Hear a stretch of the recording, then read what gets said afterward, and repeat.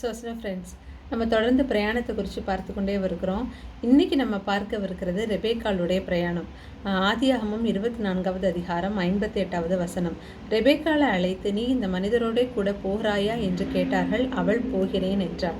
அப்போது இந்த இடத்துல தன்னை மணமுடிக்க மாப்பிள்ளை வீட்டார் சார்பாக வந்த அந்த ஊழியனோடு போகிறதற்கு ரெபேக்காள் தயாராக இருந்தாங்க.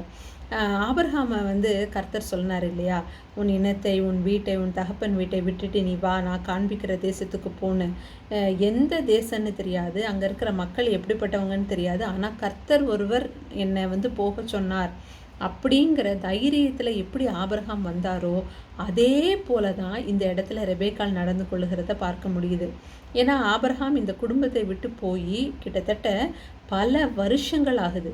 இந்த பல வருஷத்தில் ஆபிரகாம் எப்படிப்பட்டவனாக இருக்கிறான், அவன் லைஃப் எப்படி இருக்குங்கிறது இந்த வேலைக்காரன் தன் எஜமானே தேவன் ஆசீர்வதித்தார், முதிர் வயதில் ஈசாக்கை பெற்றாருன்னு ஆபிரகாமை குறித்த சாட்சியை இந்த எலியேசர் சொல்லி தான் இந்த குடும்பமே இப்போ கேட்குறாங்க. அது வரைக்கும் ஆபிரகாமை பற்றி அவங்களுக்கு தெரியலை.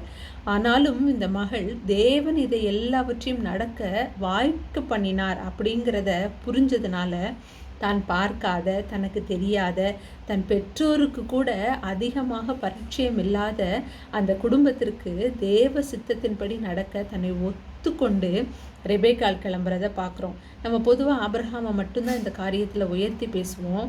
ஆனால் ரெபேக்காளும் இந்த இடத்துல அதே போல தான் நடந்துக்கிட்டாங்க. ஏன்னா ரெபேக்காளை வழி அனுப்பவோ இல்லை ரெபேக்காளுக்கு துணையாக அந்த மாப்பிள்ளை வீட்டுக்காரங்க எப்படிங்கிறத பார்க்கறதுக்கு கூட அவள் வீட்டிலேருந்து யாரும் வரல. ரெபேக்காளும் அவருடைய சில தாதிமார்களும் தான் சேர்ந்து வர்றாங்க. அப்படிப்பட்ட ரெபேக்காள் எப்படி இந்த தைரியமாக இந்த பிரயாணத்தை மேற்கொண்டாங்கன்னா, ஒரே ஒரு காரியம், எலியேசர் மூலமாக கேள்விப்பட்ட சாட்சியின் நிமித்தமாக.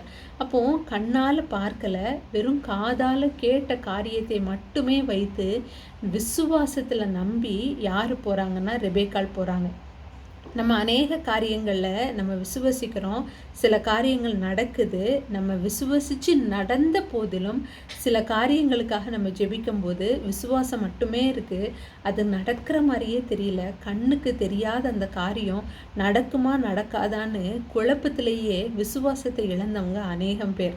அதை தைரியமாக கர்த்தர் சமூகத்தில் தொடர்ந்து ஜெபிக்காமல் விட்டவங்க அநேகம் பேர். நீ இதெல்லாம் நடக்க வாய்ப்பே இல்லை அப்படின்னு கிவ் அப் பண்ணவங்க நிறைய பேர். அப்போது இப்படிப்பட்ட சூழ்நிலையில் இன்றைக்கி ரெபேக்காள் நமக்கு சாட்சியாக இருக்கிறாங்க. நாம் கர்த்தருடைய சித்தத்தை கேள்விப்பட்ட காரியத்திற்கே தன்னை ஒப்பு கொடுத்து ஒரு மகள் போவான்னா, நம்ம வாழ்க்கையில் நம்ம ரட்சிப்பை அனுபவித்திருக்கிறோம். நம் சரீரத்தில், ஆத்மாவில், ஆவியில் அனுபவித்து உணர்ந்து கர்த்தரை தொழுது கொள்ளுகிற ஜனமாகிய நம்ம சின்ன சின்ன காரியங்களுக்கு விசுவாசத்தை இழந்து அவரை விட்டு தூரம் போய் அவர் நமக்கு வைத்திருக்கிற பாதையிலேருந்து விலகுவோமானால் ரெபேக்காளுக்கு ஒரு பெரிய ஆசீர்வாதம் காத்திருந்தது. ஆபிரகாம் தேர்ந்து கொள்ளப்பட்ட சந்ததியில் சேரக்கூடிய ஒரு ஆசீர்வாதம் ரெபேக்காளுக்கு கிடைச்சது. அப்படி ஒரு பெரிய சொல்லாத ஆனால் மறைவாக வைக்கப்பட்ட ஆசீர்வாதம் ரெபேக்காளுக்கு இருந்தது. அதே போல் நமக்கும் உண்டு. விசுவாசத்தை காத்து கொண்டு தொடர்ந்து இந்த பிரயாணத்தில் நிலைத்து நிற்கிறவங்களுக்கு, இறுதி வரைக்கும் நிலை நிற்கிறவனே ரட்சிக்கப்படுவான். அந்த இறுதி வரைக்கும் நிலை நின்று இந்த பாதையில் தரித்து நிற்கிறவங்களுக்கு ஒரு பெரிய ஆசீர்வாதத்தை கர்த்தர் வைத்திருக்கிறார். தொடர்ந்து இந்த பிரயாணத்தில் முன்னேறி செல்வோம். God bless you.